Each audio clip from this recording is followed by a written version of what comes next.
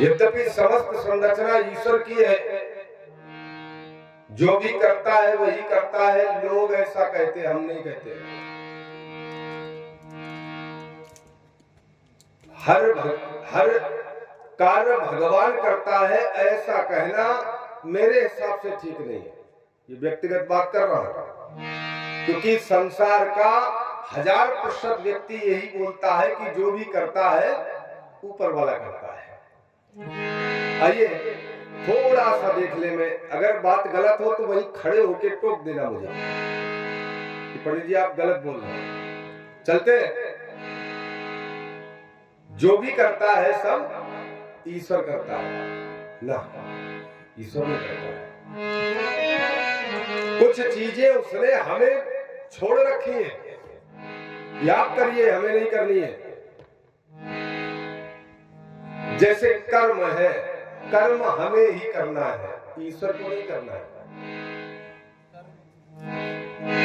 कर्म हमें करना है। अब बताइए हर काम ईश्वर कैसे कर रहा है? अरे राम जी, अगर कोई चोरी कर रहा है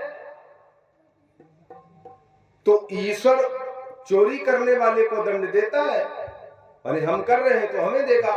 लेकिन अगर भगवान के ही इशारे पे या भगवान की ही प्रेरणा से हम चोरी कर रहे हैं तो फिर दंड हमें क्यों मिले? नरक स्वर्ग हमें क्यों?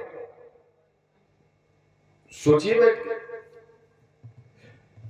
5 चीजें भगवान ने हमारे ऊपर छोड़ दी है कि आप जानो, आपका काम जाने। लेकिन कर्म प्रधान विश्व राखा, और जो जस करहि सो तस फल चाखा। एक और चौपाई है कि होई है सोई जो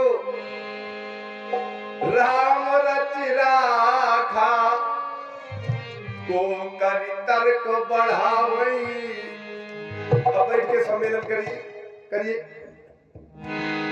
बाबा दोनों बातें लिख रहे हैं मानस में कि कर्म प्रधान है, कर्म करिए, कर्म ही पूजा है, कर्म ही भावना, कर्म ही धर्म है।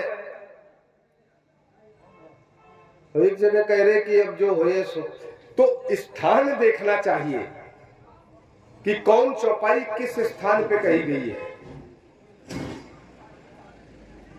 कर्म करने का अधिकार मुझे है, ईश्वर को नहीं है, और कर्म हम अपनी मर्जी से करते हैं। अगर प्रेरणा भगवान देता है तो हम चोरी कर रहे हैं तो चोरी का दंड तो प्रेरणा देने वाले को मिलेगा। भाई जितने शामिल हम चोरी में हुए सब पकड़े जाएंगे नहीं, इसलिए हम कर्म में स्वतंत्र हैं। कर्म में भगवान का कोई दखल नहीं होता। लेकिन ये दोनों चौपाई एक दूसरे को काट रही है ना। अब क्या करेंगे? हम तो बहुत छोटी चीज है, हम कुछ है नहीं। आपके गांव में तो विद्वता का ही जन्म हुआ है। हम भी कुछ सीखने आए थे, कुछ कल सीखा, कुछ आज भी सीखेंगे। लेकिन चलते छोटी सी बात को लेकर,